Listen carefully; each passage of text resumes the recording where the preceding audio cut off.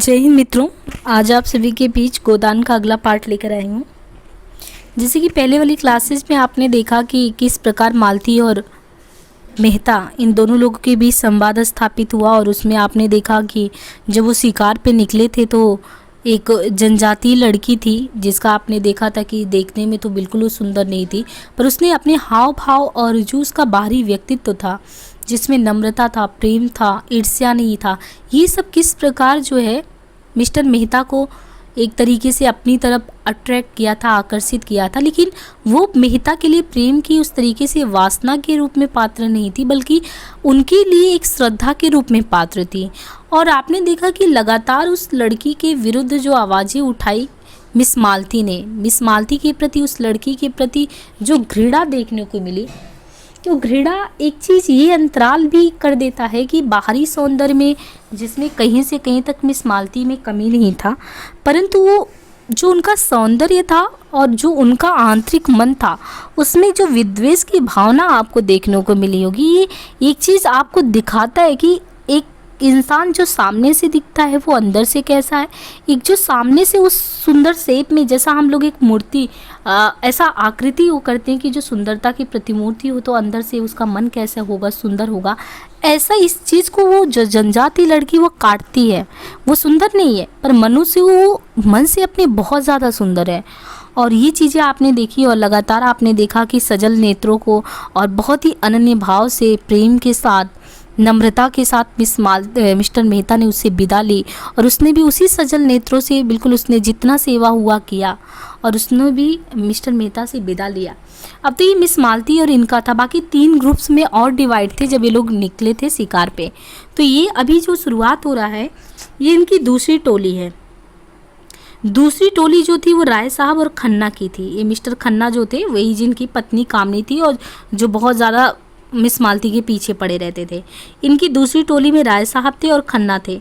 राय साहब तो अपने उसी रेशमी कुर्ते और रेशमी चादर में थे, मगर खन्ना ने शिकारी सूट डाटा था जो शायद आज ही के लिए वो बनवाए थे, क्योंकि खन्ना को असामियों के शिकार से इतनी फुर्सत कहाँ थी कि वो जानवरों का शिकार करते। खन्ना ठिगने इकहरे रूपवान आदमी थे, गहुआ रंग, बड़ी बड़ी आंखें, मुंह पर चेचक के दाग, बातचीत में कुशल। कुछ दूर चलने के बाद खन्ना ने मिस्टर मेहता का जिक्र छेड़ दिया। अब इनसे रहा नहीं गया कि वो मेहता मालती के साथ निकले, इन्हें तो अच्छा लग नहीं रहा था। उनका जिक्र छेड़ दिए। जो कलसी उनके मस्तिष्क में राहु की भांति है ना, कैसे कैसे राहु की भांति समाये हुए थे।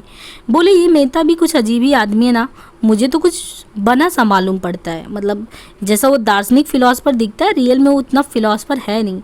राय साहब मेहता की इज्जत करते थे और उन्हें सच्चा और निष्कपट आदमी समझते थे, पर खन्ना से लेन देन का व्यवहार था तो कुछ स्वभाव से शांतप्रिय भी थे, विरोध नहीं कर सके। बोले मैं तो उन्हें केवल मनोरंजन का वस्तु समझता हूँ। देखिए उनको ये कह रहे हैं कि मैं तो उन्हें केवल मनोरंजन का वस्तु समझता हूँ, कभी उनसे बहस नहीं करता, और करना भी चाहूँ तो उतनी विद्या लाऊं कहाँ से, जिसने जीवन के क्षेत्र में कदम ही नहीं रखा। और वो अगर जीवन के विषय में कोई नया अध्याय की बात कर दे या सिद्धांत अलापता है तो मुझे उस पर हंसी ही आती। मजे से 1000 महावार फटकारते हैं, न जोरू न जाता, न कोई चिंता न बाधा। वो दर्शन न बघारे तो कौन बघारे।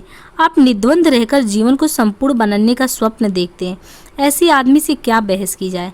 देखिए उनके बारे में पीछे बात कर रहे हैं और राय साहब कि वो दर्शन भले ही झाड़ते हैं, पर दर्शन झाड़ना और जीवन में जो अनुभव हो उसमें बहुत बड़ी खाई होती है।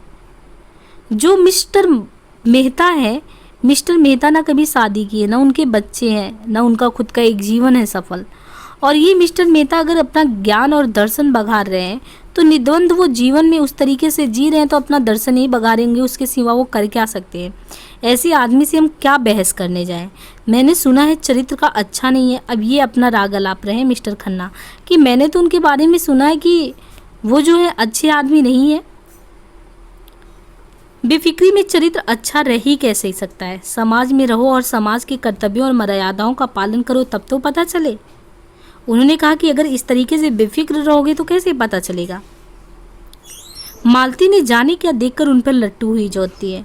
मैं समझता हूँ केवल तुम्हें जला रही है। देखिए इनको अब ये भी कम नहीं है। मालती न जाने क्या देखकर उन पे लट्टू हुई जाती है, मतलब कह रहे हैं कि मिस्टर मेहता पे। मैं समझता हूँ वो सिर्फ और सिर्फ तुमको जलाने का काम कर रही है। देखिए राय साहब को ये पता है कि ये भी शादीशुदा आदमी है, मिस कामनी इनकी पत्नी है, फिर भी इनको पता है कि ये कहीं ना कहीं इन पे डोरे डालने का काम करें। कह रहे देखो तुम्हें जलाने का काम करिए, मुझे वो क्या जलाएगी बेचारी, मैं उन्हें खिलौने से ज़्यादा नहीं समझता। अब ये देखिए एक नारी की दृष्टि खन्ना को लेके और मेहता में आपको बहुत अंतर दिखेगा। खन्ना क्या कह रहे हैं उनके लिए, तब तो उनकी पत्नी खुद कामिनी देवी भी जिनसे उनकी नहीं पट रही है, वो भी मूर्ति वो खिलौने ही होगी, तभी तो नहीं पट रहा है, और वो दूसरे खिलौने पे भी चक्कर लगा रहे हैं। उन्होंने कहा कि मैं मालती को भी सिर्फ खिलौना से ज़्यादा नहीं समझता। ये तो ना कहो मिस्टर खन्ना, मिस मालती पर जान तो तुम देते ही रहते हो। ये तो मैं आपको भी यही इल्ज़ाम दे सकता हूँ, मैं सचमुच खिलौना समझता हूँ, आप उन्हें प्रतिमा बनाए हुए हैं। खन्ना ने जोर से कहा मारा। हालांकि हंसी की कोई बात थी नहीं। अगर एक लोटा जल चढ़ा देने से वरदान मिल जाए तो क्या बुरा है। अब की राय साहब ने जोर से कहा मारा, जिसका कोई प्रयोजन ही नहीं था। तब आपने उन्होंने बताया कि अच्छा, तब आपने उस देवी को समझा ही नहीं। आप जितनी ही उसकी पूजा करेंगे उतना ही वह आपसे दूर भागेगी, जितना ही दूर भागिएगा उतना ही आपकी ओर दौड़ेगी। तब तो उन्हें आपकी ओर दौड़ना चाहिए था। मेरी ओर? मैं उस रसिक समाज से बिल्कुल बाहर हूँ। अब ये अपना बता रहे हैं कौन? राय साहब। मैं उस रसिक समाज से बिल्कुल बाहर हूँ मिस्टर खन्ना। सच कहता हूँ, मुझ में जितनी बुद्धि जितना बल है वो इस इलाके के प्रबंध में ही खर्च हो जाता है। घर के जितने प्राणी हैं सभी अपनी अपनी धुन में मस्त है। कोई उपासना में, कोई विषय वासना में, को में मगन है, को में मगन है। और इन सब अजगरों का भक्ष्य देना मेरा काम, यानी उनको खाने के लिए जुटाना वो मेरा काम है, मेरा कर्तव्य है। मेरे बहुत से ताल्लुकेदार भाई भोग विलास करते हैं, ये सब मैं जानता हूँ, मगर वह लोग घर फूंक कर तमाशा देखते हैं। यानी जो ये भोग विलास में मेरे और भाई हैं वो सब क्या कर रहे हैं, वो सब घर बेचकर या घर को फूंक कर तमाशा देखते हैं।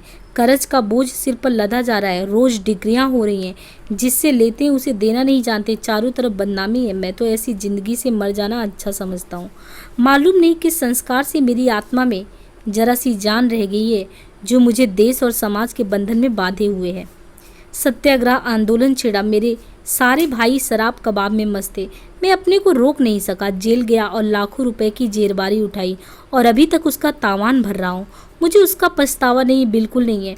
मुझे उसका गर्व है। मैं उस आदमी को आदमी नहीं समझता। देखिए इन्होंने ये भी कहा है, मैं उस आदमी को आदमी नहीं समझता जो देश और समाज की भलाई के लिए उद्योग ना करे और बलिदान ना करे। मुझे क्या अच्छा लगता है कि निर्जीव किसानों का रक्त, वो कहते हैं कि देखो मेरी पीड़ा समझो, क्या मुझे ये अच्छा लगता है कि निर्जीव किसानों का रक्त चूसूं और अपने परिवार वालों की वासनाओं की तृप्ति का साधन जुटाऊं? मगर मैं करूं तो करूं क्या? जिस व्यवस्था में पला और जिया उससे घृणा होने पर भी उसका मोह त्याग नहीं सकता और उसी चरखे में रात दिन पड़ा रहता हूँ कि किसी तरह इज्जत आबरू बची रहे और आत्मा की हत्या ना होने पाए।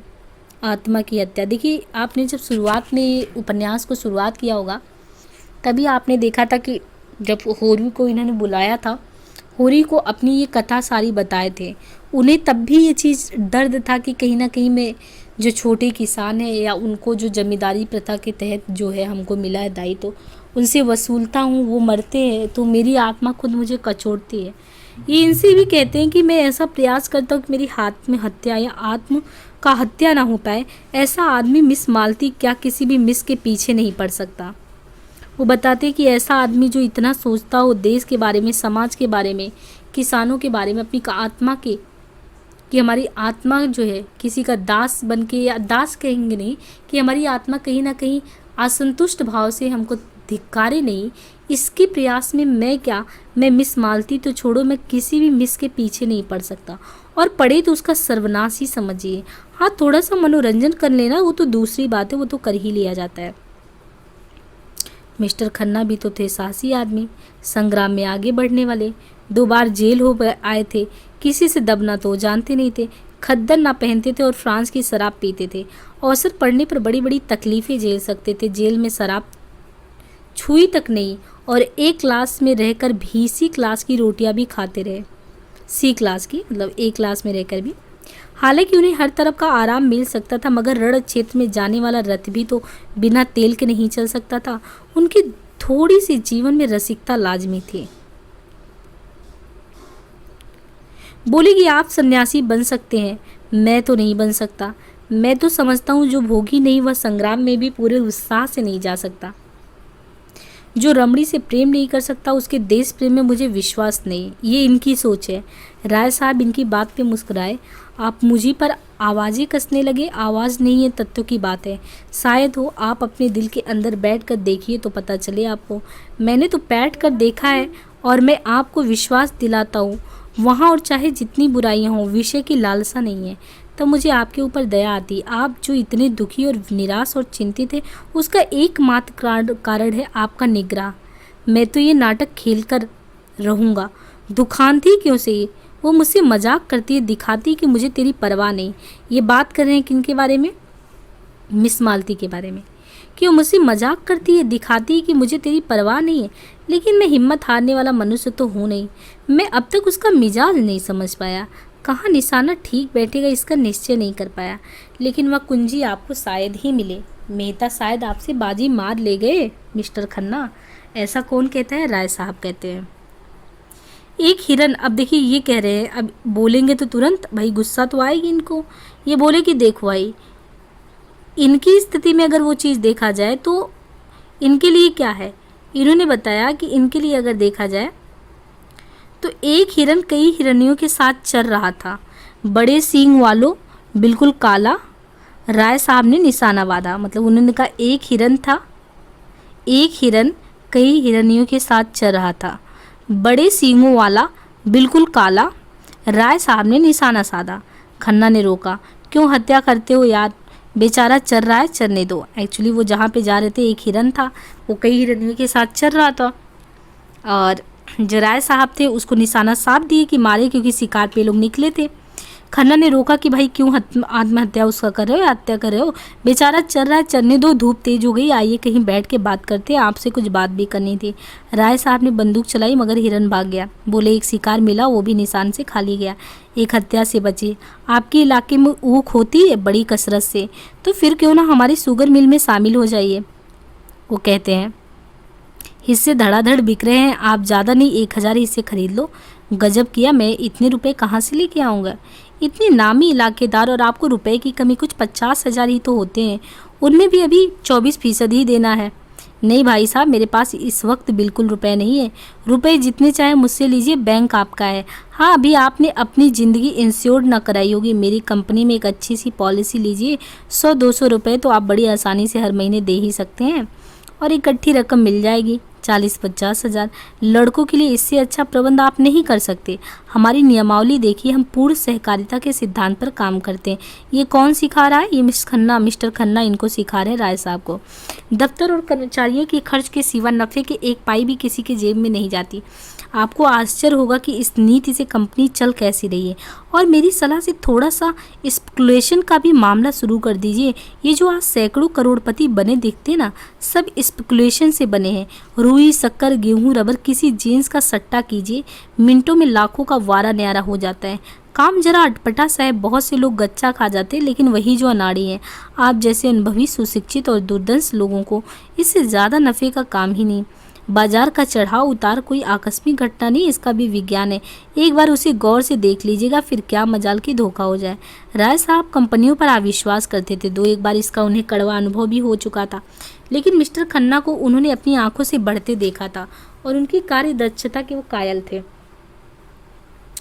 अभी 10 साल पहले ही व्यक्ति बैंक में क्लर्क था। ये बता रहे हैं परिचय किनका है, ये है खन्ना जी का, कि अभी उनके बारे में बताने के भी 10 साल पहले ये जो बंदा था, ये व्यक्ति बैंक में क्लर्क था। वो केवल अपने अध्य व्यवसाय, पुरुषार्थ और प्रतिभा से शहर में पूछता है, यानी पूजा जाता है। उसकी सलाह की उपेक्षा नहीं की जा सकती। उसी इस विषय में अगर खन्ना उनके पथ प्रदर्शक हो जाए तो उन्हें बहुत कुछ कामयाबी मिल सकती। ऐसा अवसर क्यों छोड़ा जाए? तरह तरह के प्रश्न करते रहे। सहसा एक देहाती एक बड़ी सी टोकरी में कुछ जड़ें, कुछ पत्तियाँ, कुछ फल लेकर दिखा इनको। खन्ना ने पूछा, अरे क्या बेचता है? देहाती सक पका गया, डरा कहीं बेकार में ना पड़ जाए। बोला, कुछ तो नहीं मालिक, ये घास पात क्या करेगा इनका, बेचूंगा मालिक जड़ी बूटी। कौन कौन सी जड़ी बूटी है बता? देहाती ने अपना औषधालय खोलकर दिखलाया। मामूली चीज़ थी जो जंगल के आदमी उखाड़ कर ले जाते और शहर में अत्तारों के हाथों 2-4 आने में भेज देते। जैसे मकोए, कंघी, सहदोइया, कुकरौधो, धतूरे के बीच, मदार के फूल, करजे, घमची, हर एक चीज़ दिखाता था और रटे हुए शब्दों में उसको गुड़ भी बयां कर देता। ये मकोए है सरकार, ताप हो, मंदाग्नि हो, दिल हो, धड़कन हो, सूल हो, खांसी हो, एक खुराक में आराम हो जाता है। ये धतूरे के बीज है, मालिक गठिया हो या बाई हो। खन्ना ने दाम पूछा, उसने 8 आने का। खन्ना ने 1 रुपये फेंक दिए और उसे पड़ाव तक रखाने का हुक्म दिया। गरीब ने मुंह मांगा दाम ही नहीं पाया, उसका दुगना पाया, आशीर्वाद देता चला गया। राय साहब ने पूछा, आप ये घास पतवार लेकर करोगे क्या मिस्टर? खन्ना ने मुस्कुरा कर कहा, इनकी असरफियाँ बनवाऊंगा, मैं कीमियागार हूँ, या आपको शायद नहीं मालूम। तो यार वह मंत्र हमें भी सिखा दो। हाँ हाँ, शौक से मेरी सारगिदी कीजिए, पहले 1.25 सेर लड्डू लेके आइए, फिर सिखाता हूँ। बात यह है कि मेरी तरह के आदमी से सबका पाला पड़ता है ना। कुछ ऐसे लोग भी आते हैं जो जड़ी बूटियों पर जान देते हैं, उनको इतना मालूम हो जाए कि वह किसी फ़कीर की दी हुई बूटी है, फिर आपकी खुशामद करेंगे, नाक रगड़ेंगे और आप चीज़ उन्हें दे दो, हमेशा के लिए आपके ऋणी हो जाएंगे। 1 रुपये में अगर 10-20 बिंदुओं या बुद्धुओं पर एहसान हम कर पाए तो कैसा रहेगा? जरा सा एहसान, बड़े बड़े काम निकाल लो। राय साहब ने कुतूहल से पूछा, मगर इन बूटियों के गुण आपको याद कैसे रहेंगे? खन्ना ने कहा, हमारा आप भी राय दी, मतलब राय साहब बड़े मज़े की बात करते हो, जिस बूटी में जो गुड़ है वो बता दीजिए, वह आपकी लियाकत पर मुनहसर। सेहत तो रुपए में 8 आने विश्वास से होती है। आप जो इन बड़े बड़े अफसरों को देखते हैं और इन लंबी पूंछ वाले विद्वानों को और इन रईसों को, ये सब अंधविश्वासी होते हैं। मैं तो वनस्पति शास्त्र के प्रोफेसर को जानता हूँ जो कुकरौदे का नाम भी नहीं जानते। इन विद्वानों का अब देखिए यहाँ पे ये भी सच्चाई खुल रही है कि ये जो बड़े बड़े लोग होते हैं ना, कि इनका आपने देखना है कि कैसे लोगों को बेवकूफ़ बनाते हैं और शहर से वही वनस्पतियाँ कैसे खरीदते हैं और शहर में लोगों को उल्लू बनाते हैं, कितने महंगे में बेचते हैं। कह रहे मैं तो वनस्पति शास्त्र के प्रोफेसर को जानता हूँ ना, कुकरौदे का नाम भी नहीं जानता। इन विद्वानों का मजाक तो हमारे स्वामी जी खूब उड़ाते हैं, आपको तो कभी उनके दर्शन भी नहीं हुए होंगे। आपकी अब की आप आएंगे तो उनसे मिलवाऊंगा। जब से मेरे बगीचे में ठहरे रात दिन लोगों का तांता लगा रहता है। माया तो उन्हें छू भी नहीं गई, केवल एक बार दूध पीते, ऐसा विद्वान महात्मा मैंने आज तक नहीं देखा। न जाने कितने वर्ष हिमालय पर तप करते रहे। पूरे सिद्ध पुरुष हैं, आप उनसे अवश्य दीक्षा लीजिए। मुझे विश्वास है आपकी ये सारी कठिनाइयाँ छूमंतर हो जाएंगी। आपको देखते ही आपका भूत भविष्य सब गायब हो जाएगा। ऐसे प्रश्नमुख है कि देखते ही मन खिल उठता है। ताजुब तो ये कि खुद इतने बड़े महात्मा हैं, मगर सन्यास और त्याग, मंदिर और मठ, संप्रदाय और पंथ, इन सबका ढोंग कहते हैं, पाखंड कहते हैं। रूढ़ियों के बंधन को तोड़ो और मनुष्य बनो, देवता बनने का ख्याल छोड़ो। देवता बनकर तुम मनुष्य नहीं रह सकते, वो ऐसा कहते हैं। राय साहब को इतना समझाने के बाद उनके मन में आशंका हुई। महात्माओं में भी उन्हें वो भी विश्वास था जो प्रभुता वालों में आम तौर पर होता था। दुखी प्राणी को आत्मचिंतन में, जो देखिए यहाँ पे बीच बीच में ये चीज़ें लिखी गई हैं कि दुखी प्राणी को आत्मचिंतन में जो शांति मिलती है उसके लिए वो भी लालायित रहते थे। जब आर्थिक कठिनाइयों से निराश हो जाते, मन में आता संसार से मुंह मोड़कर एकांत में जा बैठे और मोक्ष की चिंता करें। संसार के बंधनों को वो भी साधारण मनुष्यों की भांति आत्मोन्नति के मार्ग की बाधाएं समझते थे और इनसे दूर हो जाना उनके जीवन का भी आदर्श था। लेकिन संन्यास और त्याग के बिना बंधनों को तोड़ने का और क्या उपाय हो सकता? लेकिन जब वह संन्यास को ढोंग कहते तो खुद क्यों संन्यास लिया? उन्होंने संन्यास कब लिया साहब? वो तो कहते आदमी को अंत तक काम करते रहना चाहिए। विचार स्वातंत्र उनके उपदेशों का तत्व है। मेरी समझ में कुछ नहीं आ रहा है, विचार स्वातंत्र का मतलब क्या होता है? समझ में तो मेरे भी कुछ नहीं आता। अब की आइए तो उनसे बात हो। वह प्रेम का मतलब वो कह रहे हैं कि वो प्रेम को जीवन का सत्य कहते हैं और इसकी ऐसी सुंदर व्याख्या करते कि मन मुग्ध हो जाता है। मिस मालती को उनसे मिलाया कि नहीं मिलाया? आप भी दिल लगी करते हो। मालती को भला इनसे क्या मिलवाएंगे? वाक्य पूरा ही नहीं हुआ था कि वो सामने झाड़ी में सरसराहट की आवाज़ सुनाई दी। चौक पड़े और प्राण रक्षक की प्रेरणा से राय साहब के पीछे खन्ना आ गए। वहाँ एक तेंदुआ निकला और धीरे से वो मंद गति से सामने की ओर आ रहा था। राय साहब ने बंदूक उठाई और निशाना बांधना चाहा। खन्ना ने कहा, ये क्या करते हो आप? खामखा उसे छेड़ रहे हो, कहीं लौट पड़ा तो? लौट क्या पड़ेगा, वहीं ढेर लगा दूंगा। तो मुझे उस टीले पे चढ़ जाने दीजिए। मैं शिकार का ऐसा शौकीन नहीं हूँ। तब क्या शिकार खेलने चले थे सामत, और क्या? राय साहब ने बंदूक वगैरह किया और उस तरीके से क्या किया, उसको निशाना लगा दिया। एक आध शिकार तो मार ही लेने दीजिए, खाली हाथ लौटते शर्म लगती है। आप मुझे कृपा करके कार के पास पहुँचा दीजिए। ये तो जैसे मालती जो उधर डर रही थी मेहता के साथ, ऐसे ही हाल खन्ना का यहाँ हुआ है। खन्ना भी बिल्कुल वैसे ही डरपोक आदमी है। आप बड़े डरपोक है मिस्टर खन्ना, सच। व्यर्थ में अपनी जान खतरे में डालना बहादुरी नहीं। अच्छा तो आप खुशी से लौट सकते हैं, अकेला रास्ता बिल्कुल साफ है। जी नहीं, आपको मेरे साथ चलना ही पड़ेगा। राय साहब ने बहुत समझाया मगर खन्ना ने एक नहीं मानी। मारे भय के उनके चेहरा पीला पड़ गया था। उस वक्त अगर झाड़ी में से एक गिलहरी भी निकल जाती ना तो उनकी चीख का तो पूछिए मत। बोटी बोटी काँप रही थी, पसीने से तर हो रहे थे। राय साहब को लाचार होकर उनके साथ लौटना पड़ा। जब दोनों आदमी बड़ी दूरी निकल आए तो खन्ना के होश ठिकाने आए। बोले, खतरे से नहीं डरता लेकिन खतरे के मुंह में उंगली डालना हिमाकत। अजय जाओ भी, जरा सा तेंदुआ देख लिया तो जान निकल गई। मैं शिकार खेलना उस जमाने का संस्कार समझता हूँ जब आदमी पशु था। तब से संस्कृति बहुत आगे बढ़ गई। मैं मिस मालती से आपकी कलई खोल दूंगा। मैं अहिंसावादी होना लज्जा की बात नहीं समझता। अच्छा तो ये आपका अहिंसावाद था, शाबाश। खन्ना ने गर्व से कहा, जी हाँ, ये मेरा अहिंसावाद था। आप बुद्ध और शंकर के नाम पर गर्व करते हैं और पशुओं की हत्या करते। लज्जा आपको आनी चाहिए कि मुझे।